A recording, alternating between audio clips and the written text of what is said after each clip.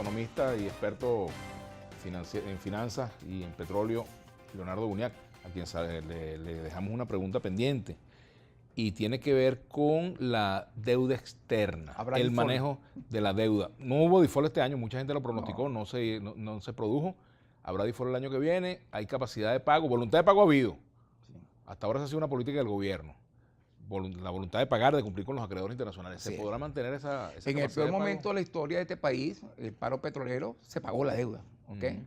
No, definitivamente el gobierno Chávez nunca coqueteó con la idea, del no pago de la deuda. Jamás. A pesar de que había sectores del polo petrolífico que se lo sugerían y él... Así es.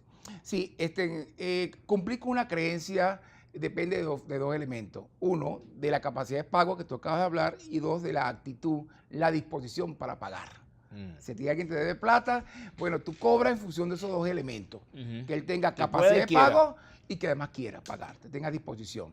Hasta el momento el gobierno ha demostrado ambas cosas, que tiene capacidad de pago y que quiere pagar. El problema es, mi estimado amigo, que la deuda externa ya no es sostenible. La estrategia usada por el gobierno estos últimos 3 años para honrar el servicio de la deuda pública externa se agotó en diciembre de 2017. ¿Por qué se agotó? Porque el gobierno ha venido recurrentemente contrayendo las importaciones y acumula 66% desde el año 2015, contrayendo la situación de divisa, liquidando activos externos netos, cuentas por cobrar de Petrocaribe, haciendo swap de oro, tocando la posición neta en el Fondo Monetario, los derechos especiales de giro, las canastas de moneda. O sea, ha hecho todo y ha venido haciendo un ajuste externo, liquidando activos. Amanece el próximo año, como te decía, con las reservas internacionales operativas muy, pero muy bajas, con precios relativamente bajos, con pérdida potencial de producción. En consecuencia, tu escenario de flujo de caja de tesorería de moneda extranjera es sumamente restringido. Eso hace que yo te diga que el problema de la deuda ya es un problema de sostenibilidad. No es un problema de tamaño de la deuda, es si es sostenible o no sostenible el tema. En los próximos 10 años, Vladimir, Venezuela debe pagar por servicio de la deuda pública, Bono Soberano, República y PDVSA, 91.000 millones de dólares. En los próximos años. En los próximos 10 años, ¿ok? El próximo año 8.400, 5.900 millones por Bono República, pero 5.200 millones por Bono República y 2.900, 3.000 por bonos PDVSA. En consecuencia, el tema es la sostenibilidad y el año que viene el gobierno no tiene capacidad para honrar el servicio de la deuda pública bajo la estrategia que lo venía haciendo. Ya no puedes contraer más las importaciones, menos en año electoral, porque el impacto brutal ha sido la caída vertiginosa del consumo privado, un deterioro tremendo y por supuesto los aumentos de pobreza crítica y extrema. Y en un escenario electoral que podamos tener el próximo año, obviamente el gobierno no se va a arriesgar por mejores resultados que haya tenido ahorita con las municipales y anteriormente con las regionales. Entonces, ¿qué es lo que puede estar planteado?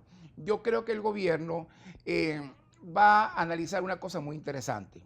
Alguien nos va a decir por Twitter, ahorita posiblemente, mira, vale, no le dé ideas al gobierno, pero el gobierno sabe que existe una cosa que se llama el principio de inmunidad soberana. ¿Qué significa eso? Que los activos de un Estado no pueden ser embargados. Tú no puedes llegar a Estados Unidos y embargar los muebles, los bienes muebles e inmuebles de la Embajada de Venezuela. Pero si pueden embargar un barco con petróleo, por ejemplo. Sí, podría ser, sin embargo es muy complicado, porque el problema es que bajo el formato que se vende el petróleo venezolano, una vez que se monta el petróleo en el barco, ya se le pertenece al comprador. Así es. Entonces es muy, pero muy complicado. Tú no puedes ni siquiera embargar una fragata militar. Venezuela como ¿Y pasó, los buques, por ejemplo? Ok, podría ser, pero es muy, pero muy complicado. Es una pelea cuesta arriba. Entonces, ¿qué pasa? Ciertamente, larga, seguramente. Tú lo puedes decir, mira, Venezuela puede acogerse al principio de inmunidad soberana, el Estado venezolano, pero PDVSA no. Porque PDVSA es una corporación que se dedica a actividades comerciales. Sin embargo, incluso PDVSA puede adherirse a un principio de bancarrota. También podría hacerlo, pero es un escenario muy, muy complicado. ¿Qué podría hacer Venezuela? ¿O qué podría hacer el gobierno el próximo año? Bueno, separar el problema de la deuda república de la deuda PDVSA. ¿Qué significa esto? Yo voy a mantener a PDVSA al día en todo su pago, porque la cuota del próximo año es muy pequeña. Son 2.900 millones para PDVSA. Mira que la gruesa, la más importante, es la deuda república. Yo voy a separar el problema de la deuda PDVSA y la deuda república y bajo una estrategia donde teóricamente yo no pueda lograr la renegociación con los deudores, ¿ok? Y que las sanciones continúen como están y no logre un acuerdo con los acreedores ni lo logre con la oposición, yo puedo entonces acogerme al principio de inmunidad soberana, avanzar hacia una suerte de acuerdo obligatorio, elimino el carácter voluntario de la renegociación, obligo a los acreedores a una reestructuración, a un estilo de Estado forajido, mientras continúo haciendo los pagos de petróleo de Venezuela.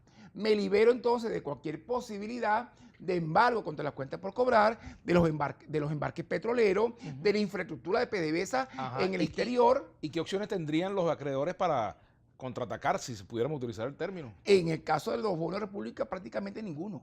Claro. Lo único malo para Venezuela es que se aumenta el riesgo. Aumenta el perfil de riesgo de la economía venezolana, están cerrados por completo los mercados financieros para Venezuela, el financiamiento internacional, y Venezuela entra en una suerte de autarquía económica, de economía cerrada prácticamente, pero es un escenario donde el gobierno tendría entonces cierto alivio económico para financiar gastos públicos de carácter clientelar y entonces decir, somos gobierno nuevamente para más tarde iniciar un proceso de estabilización, inclusive posible acuerdo con los organismos multilaterales. ¿Y por qué no? Hay una cosa que se llama el cisne negro.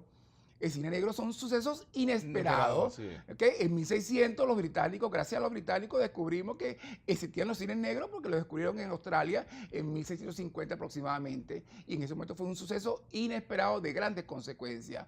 Un suceso inesperado el próximo año, una vez reelecto Nicolás Maduro, y si ese es su objetivo en político, puede ser inclusive la dolarización. ¿Y por qué no?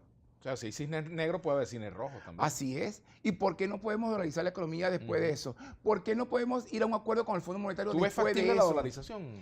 Totalmente factible. ¿Sí? ¿Y recomendable? Totalmente recomendable. Te voy a contar algo de Nicaragua. Yo recientemente estuve en Nicaragua hace 18 meses aproximadamente. Llegué al aeropuerto, cambié Córdoba, dólares por Córdoba para poder pagar, y cuando iba en el taxi, le pagué con un billete de 50 Córdoba al taxista, y el hombre me dijo, señor, qué pena, qué vergüenza. Y yo le digo, ¿pero por qué? No tengo vuelto, no tengo cambio para darle. ¿A usted le importaría que le diera dólares? Caramba. Y el hombre me pagó con dólares. ¿Sabe por qué? Porque el 80% de la base monetaria de Nicaragua, Vladimir, es dólares. En la Nicaragua sandinista. En la Nicaragua sandinista, ahorita, en este momento. 80% de la base, por lo tanto, el Córdoba no es un signo monetario. O sea, pudiéramos decir en verso que entre dólar y revolución no hay contradicción. No hay contradicción, te quedó maravilloso. Porque el Córdoba no es un signo monetario, es un símbolo patrio. Porque el Quetzal en Guatemala es un pájaro con el pecho rojo, no es un signo monetario, es un símbolo patrio, como el Colón en Costa Rica, como el Lempira en Honduras. En Honduras son símbolos patrios porque estas economías están totalmente dolarizadas, como está El Salvador hoy, que es el dólar, como está Ecuador. Así que es un tema únicamente de retórica política y el cine negro. Fíjate, me ha hablado de 3 países, El Salvador, Nicaragua y Ecuador, gobernados por movimientos de izquierda. Y el dólar es el signo monetario que prevalece. En el caso de Ecuador, totalmente. Totalmente. Y cuidado, en todos estos países hay total y absoluta estabilidad cambiaria y de precio. ¿Inflación? Inflación. ¿De qué? Un dígito, pero ¿De qué estás hablando? ¿Por encima de 5%? No existe. Entonces, ¿de qué estamos hablando? República Dominicana creciendo a 6% este año y Panamá también con una tasa de inflación de 2% anual. Es Venezuela el único país del mundo con una inflación de 2000%. De hecho, somos la inflación de la era digital. Tenemos que hacer una pausa. Pero antes, un recuerdo. ¿Sabes que hace poco me tocó moderar una conversación con Adolfo Suárez, hijo? El hijo de aquel legendario político español que condujo la transición política española. Y entonces, una de las grandes alarmas que había en la economía española en ese momento era la inflación escandalosa, 20%. Vamos a la pausa, ya venimos con Leonardo Buñac. 20%. Sí, señor.